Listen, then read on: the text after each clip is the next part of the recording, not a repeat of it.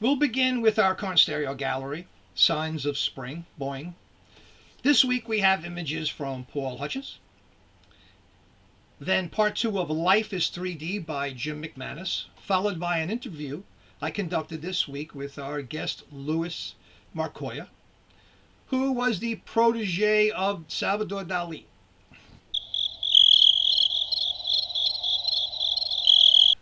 Conceived by Dave Camo, and after hours of tireless research by David Heiser in our lab in Spoyton, Dyersville, New York, I'd like to introduce you to the AnaGlow.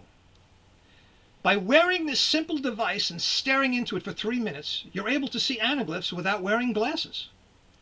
The specially colored LEDs will supercharge your cones. The effect could last as long as 30 minutes. Mr. Heiser, show them the prototype. Now this came about quite by accident. While experimenting with rejuvenating retinal cells, we discovered the effect we named the BioLight. Here's Mr. Heiser after 3 minutes, a 3-minute dose, enjoying his favorite Fantagram. Mr. Heiser, next picture please. Oh, not that one. Keep moving. Imagine when your friends look at your anaglyphs without the need for paper glasses. Now to the UK and Paul Hutchins, an optimistic optometrist. Well, Paul, what do you think about the AnaGlow? Wow, unbelievable. That's just the kind of enthusiastic endorsement that will make this a 3D sensation. Although we advise against driving or shopping for tomatoes immediately after a treatment. You can go to the website in the chat and purchase a percentage of this product with an NFT. Don't know what an NFT is? No one does. But don't let that stop you from investing in this project. Hey, one more thing. Happy April Fool's Day. Now you might say, Johnny Laser, that's supposed to be on the 1st of April. Your point? Remember, 3D, April 3rd. We're going to begin our stereo gallery with images, coincidentally, by the optimistic optometrist, Paul Hutchins. I want to thank you, Paul, for reminding us of the beauty of spring, by the way. It's a pleasure. Yeah, all these photographs are taken in Scotland, in a Japanese water garden belonging to what is called Stobo Castle Gardens. It's in the border areas of Scotland, which is southeast of Edinburgh, maybe an hour's drive from Edinburgh. And this was sort of late spring, not quite summer, but late spring, showing rhododendrons, etc. So this is just one of the pictures of the garden here. Is that like a park? Yeah, it is. It's a stately home, a castle, and the grounds of the gardens was the owner made these gardens, having visited Japan in the 1890s, apparently. Is this one of your walking tours? No, this was a rhododendron and magnolia holiday that my wife and I own a society, and they used to have annual holidays to different parts of the UK where they knew they would see an abundance of rhododendrons, particularly, mostly in private homes or gardens, but very large ones. Well, Mr. Hutchins, you know how to live. And so this is some of the group, yeah. And that's the same trip, the same... This is the same trip, all taken on the same day, yeah. So sort of late spring, sort of mid-May, I think. And some of the people were really enthusiastic horticulturalists who could identify rhododendrons from 100 meters. I have no idea. Yeah, that's a lot of fun. Yeah, great fun, really, yeah. When this is somebody who knows what they're doing, but go ahead, sorry. Yeah, this is the Japanese garden, and there's a waterfall in the background.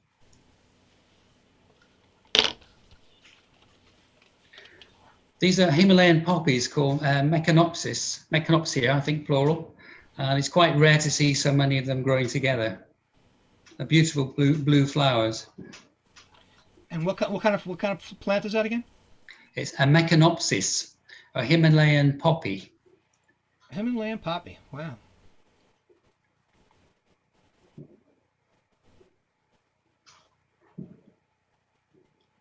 Yeah, they may be cheaper by the dozen, yeah. These are you set this shot up really nice. It's really beautiful. It's got so many layers of depth. It's fantastic. It's really great. These were taken with a Fuji W1. Oh, probably about 10 years ago, I think. The old W1. Yeah. So was this shot? Obviously, was this shot at that date, like 10 years ago, 9 years ago? Yeah, it was. Mm. You still go on these journeys? The groups have gone more. They've aged. We all have, so they still have them, but we haven't been doing for a long time. But there's some wonderful rhododendron gardens throughout the whole of the UK. That reminds us all it's spring. These are really Right. the promise of spring. Thank you, Paul. Really, thank you very much. Well, it's a pleasure. Thank you. Jim, are you plugged into anything? I am. I'm plugged into everything, John. Always. That's the answer I expected. Thank you guys again for just having us all here on a weekly basis. It keeps it fresh, keeps things going. So if you recall last week that we left off with, we actually studied more of his early works and his inspirations. So here we are in 1975 now. He's been interested in 3D probably inspired by it for about 10 years, and he's done a number of works in the last few years in particular. In the 70s, he was extremely active. So in the mid-70s here, this is a study, a preliminary work to show you how the chair would work. So there's our Wheatstone mirror-style stereo viewer in the middle, and he envisioned it with some sort of pedestal. And on the opposite sides were the two, in this case, they were actually painted originally as masterworks, 13 feet high. If you recall, we saw a 2D picture of those in the exhibit at the museum in Spain last week. So this shows you what the eventual product would, product, that's a funny word for it, but what the eventual, in his mind, would be displayed side by side. And again, you would have to have a lot of floor space to occupy for 13 feet high panels, so you'd have to have a huge mirror in the middle. Go to the next slide and we'll see what the early version of the chair actually looks like here. So this is a earlier version that notice the ever-present Gala. She's always looking on in his paintings, and it's interesting because he's actually painting her in this case instead of featuring him painting something else. But you can see many distinct layers of depth here, including the bird baths, or wash basins they're known as, receding into the distance. And they do their own funny 3D things as well. And then we have the chair at the farthest plane of depth. But let's go to the next image and see the difference in, actually there's a slight difference in tonality, probably not as much that I can see in the Anaglyph version that I'm looking at. But what I did was I found three different versions, as well as a completely alternate version I didn't even know existed.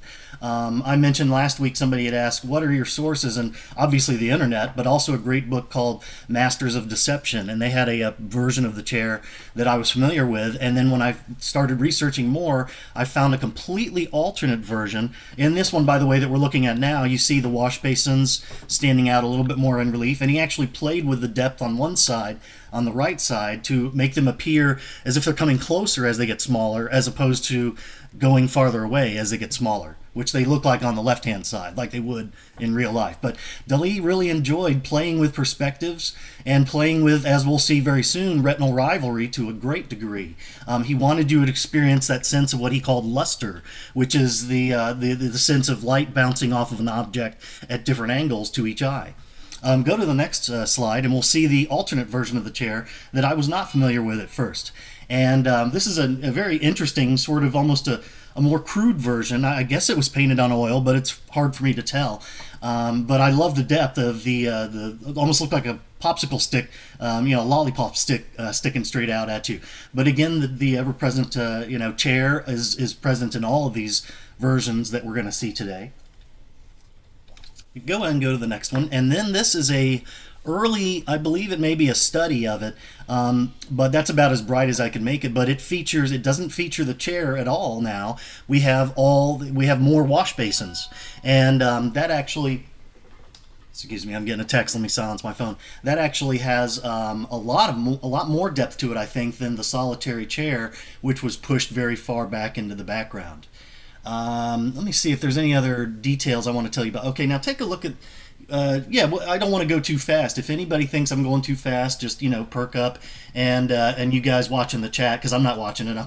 I'm busy talking, but you can certainly slow me down. I can talk about these for a long time. Hey Jim, Yeah. I want to pop in here real quick and Sure. and just show, because I feel like the people in alt space. So Dali painted two different images, a left and a right. Yes. And in the zoom window at the very bottom, we could see the left painting and the right painting. Yeah. In the bottom of those three. And then what we've done is combined them together into Anaglyph on the top. And then in alt space, we've combined them so it's an actual 3D image. So if you close one eye and then close the other eye, you're seeing each of Dali's different paintings. And then if you move up close in that room or close in the zoom, you can see the painting on the bottom left, and then the painting in the middle is the bottom right eye that Dali made. That's a very good tip. Thank you, Dave. That's actually a really good tip, because you're right. In a lot of cases, they look like completely different paintings. I mean, in this case, you have the arm and the hand holding the brush that's visible in stereo, pretty clear 3D, but the background is completely different in both paintings. And like I said, Dali enjoyed this sort of retinal rivalry so much that he went so far as to do completely different images in the background, not just shades of color, but we'll see that later on today. At the end of today, we've got an extreme example of that. I didn't want to make everybody's heads explode, so we actually left a couple out that didn't have any 3D fusion whatsoever. It was just two completely different images, basically. But this one is called The Sleeping Smoker, and this is also from 1975, which was a very popular year, the same as the last two paintings. And if you look at this, it actually has a lot of depth going on. Down at the bottom, we have the structure of DNA, which I mentioned last week.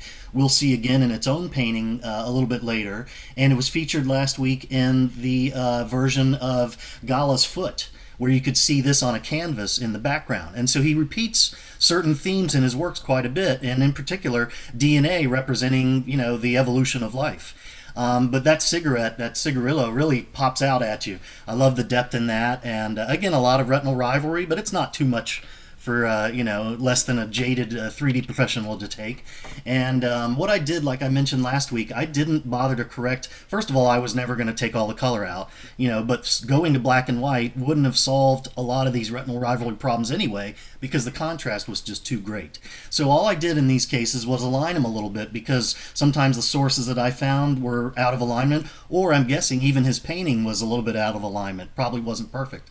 So now, unfortunately, I couldn't use Stereo Photomaker because it would freak out, because the images were so different. So I had to manually line these up in Photoshop just to make it easier to view. I think it would also help, because maybe everyone in all space and these other guests may not understand what retinal rivalry actually is.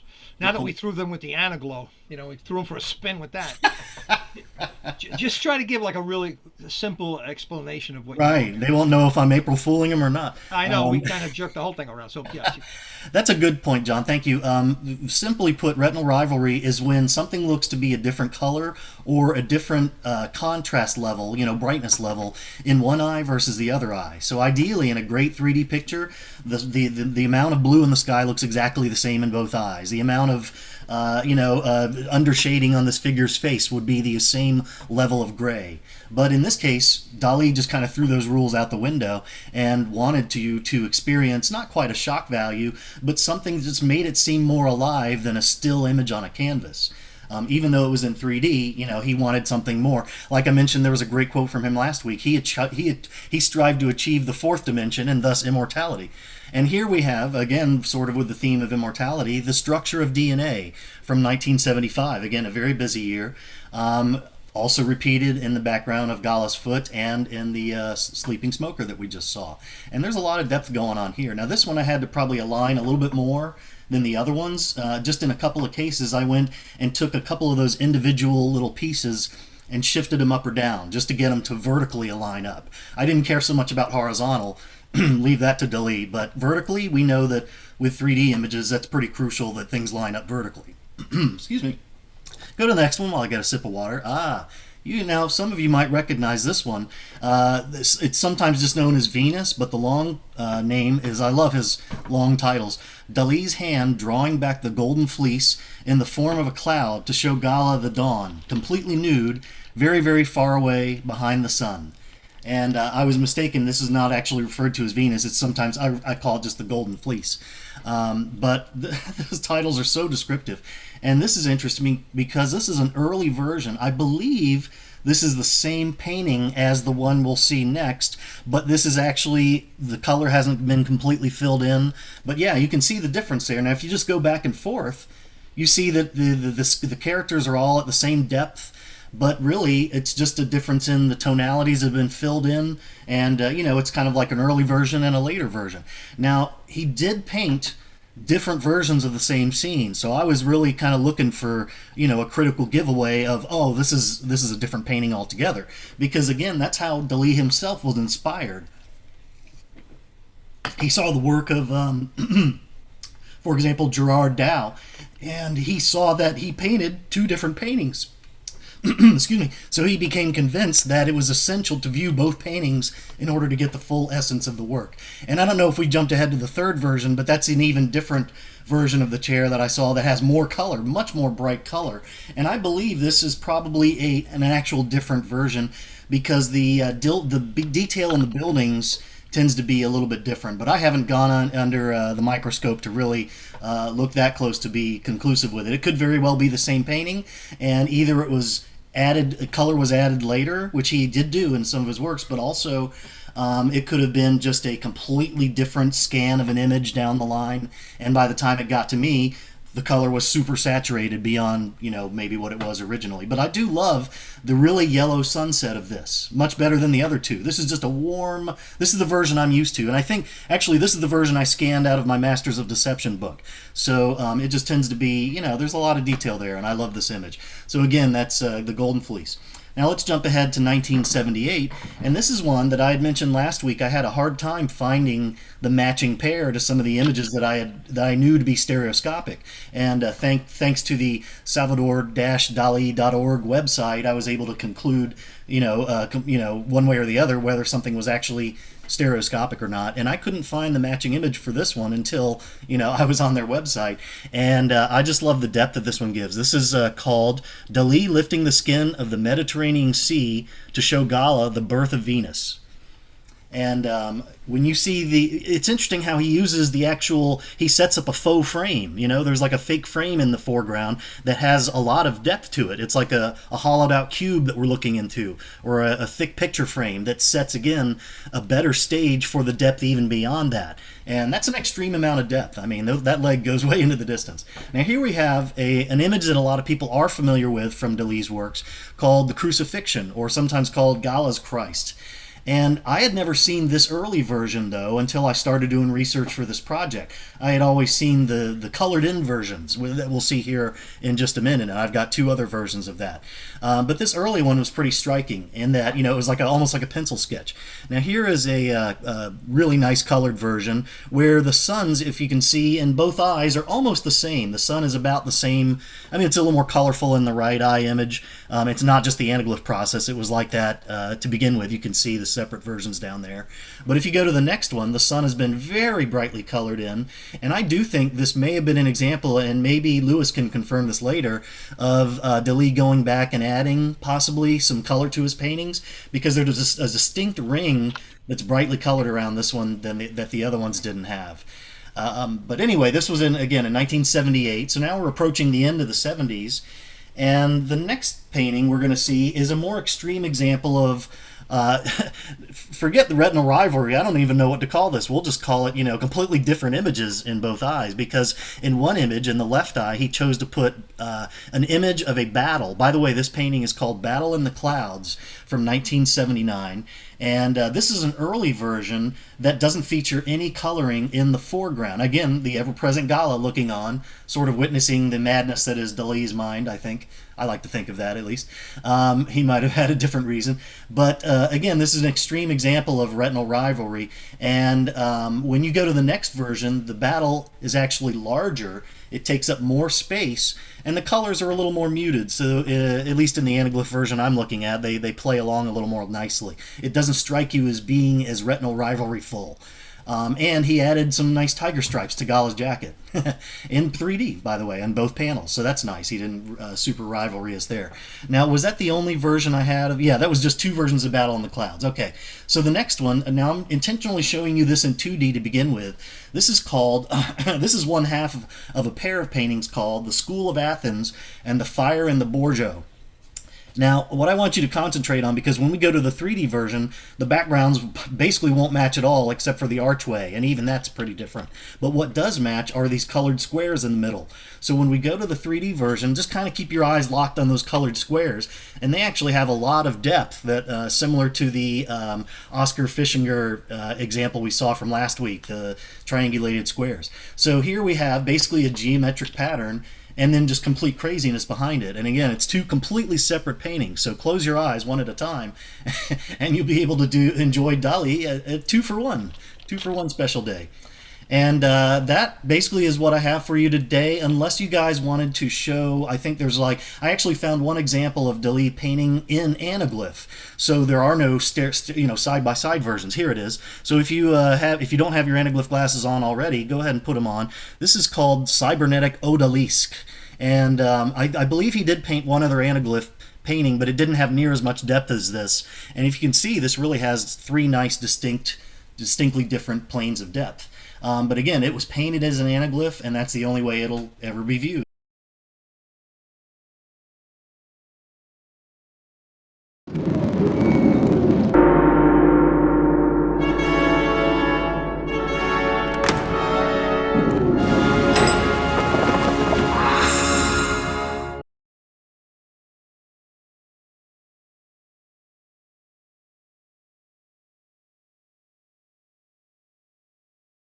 I was convinced that I had some reason that I had to be in touch with him.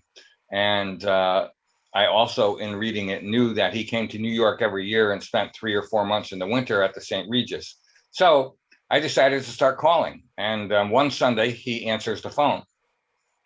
And he says, come 6 o'clock Sunday night. So get on a train in Connecticut and I get there. And because of train schedules or whatever, I got there like 6:15 or 20 after 6.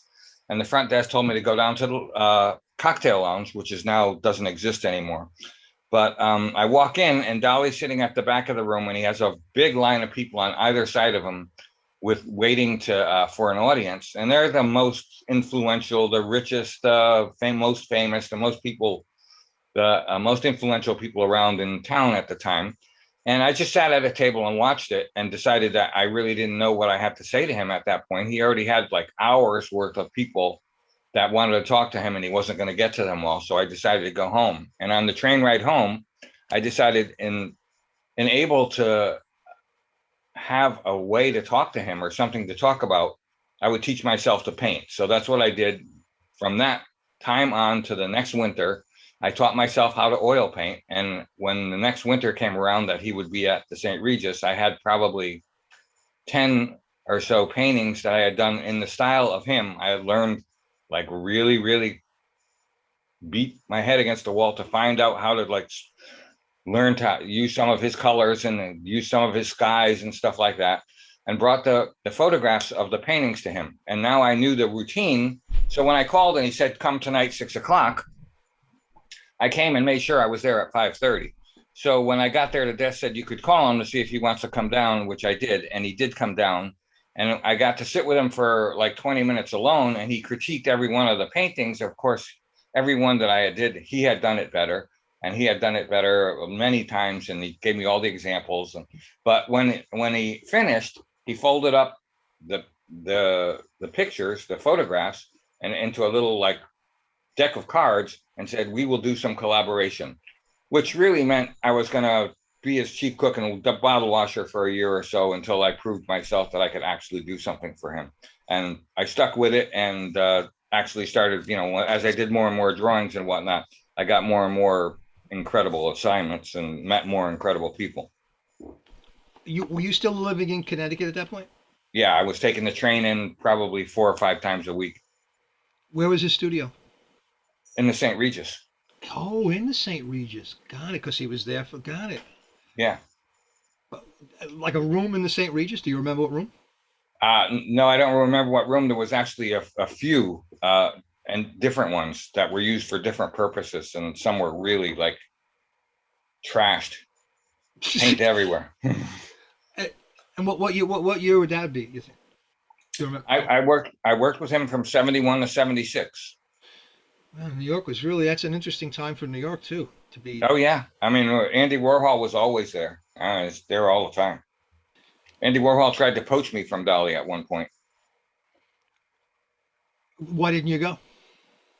because I thought, well, having been around Warhol enough, I thought he was a dweeb, and I didn't really think he had any genius.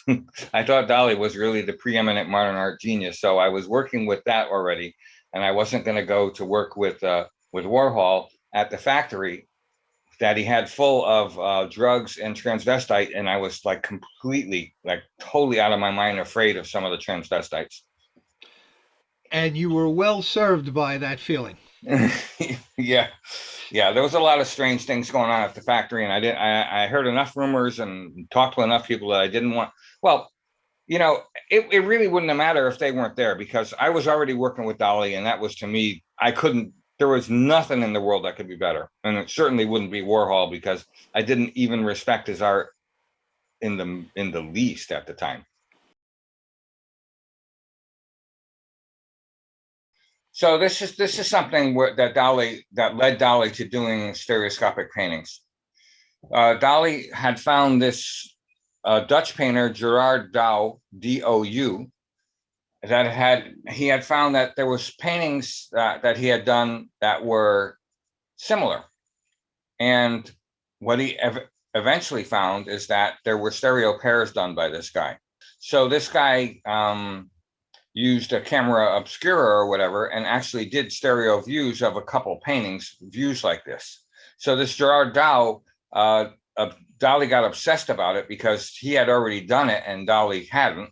So now Dali is like sort of crazed. He has me going out and looking in libraries for Gerard Douw books and whatnot to try to find reproductions, to try to find images that look the same but aren't quite the same because they're left and right eye perspective. So that got him on the track of wanting to do stereoscopic painting.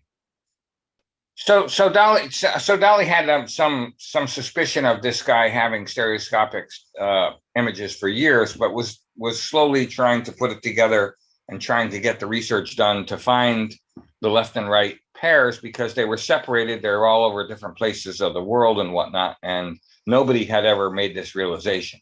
So it came together slowly over a number of years. It started before I knew him, I would guess.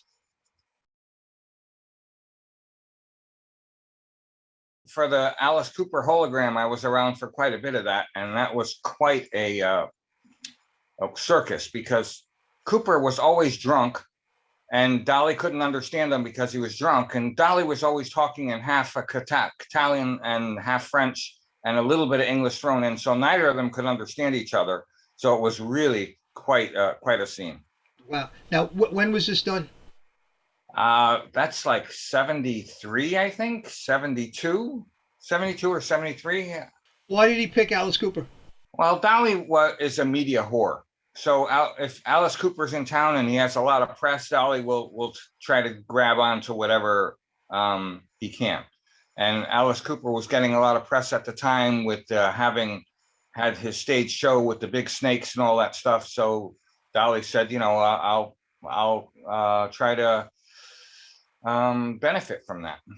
And why a hologram? Dali wanted to do holograms because Dali was interested in trying to recreate the third dimension on a flat surface for art, for artistic purposes.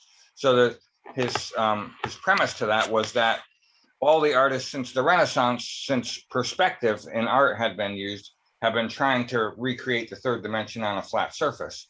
And because perspective only does what it does, and perspective and shadows and painting realistically only does what it does, Dali was trying every method that he can to make 3D, more 3D, actual 3D. He wanted to have real three-dimensional stuff like full-color holograms now, or full-color lenticulars now, or whatever.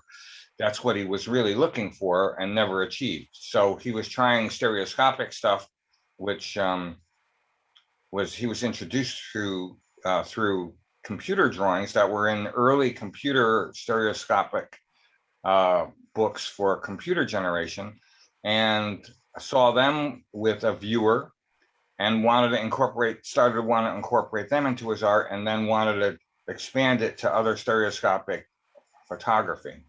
How did he find the holographer? The holographer actually just presented himself to him. Just like one day showed up and said, do you want to make holograms? And Dali said, yes, you're in. So let's start. And then I guess he was looking for a subject, and the rest is history. There were several flat holograms.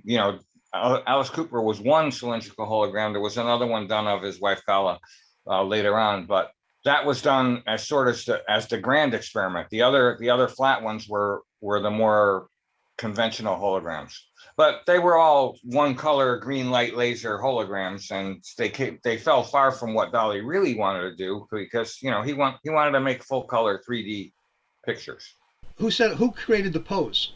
Well, that was a collaboration between Dali and the holographer on a turntable to see what they could fit within the scope of the laser. How many tries did they take at it? Did you recall? Oh, it went all freaking day. I don't know. It went all day. Why did they settle on this one? Well, this was sort of what was settled on, because there's stuff that you can't see in this particular, the picture's like too fuzzy. But Dali had made a little exploded statue that was a microphone, that was supposed to resemble a microphone that Alice Cooper was holding. Alice Cooper had a wax brain that Dali had painted ants on it that was mounted to the back of his head in this. So it's actually a lot more surreal than it looks in this. Were any regular stereo pictures taken, or any other photographs taken of this?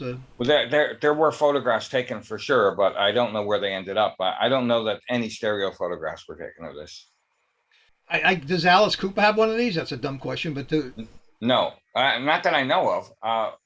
I know Alice Cooper has complained that he wanted the brain back because he said it's his brain, but as far as I know, the brain is missing, and Alice Cooper never got it. Alice Cooper's brain went missing. Yeah. I love it.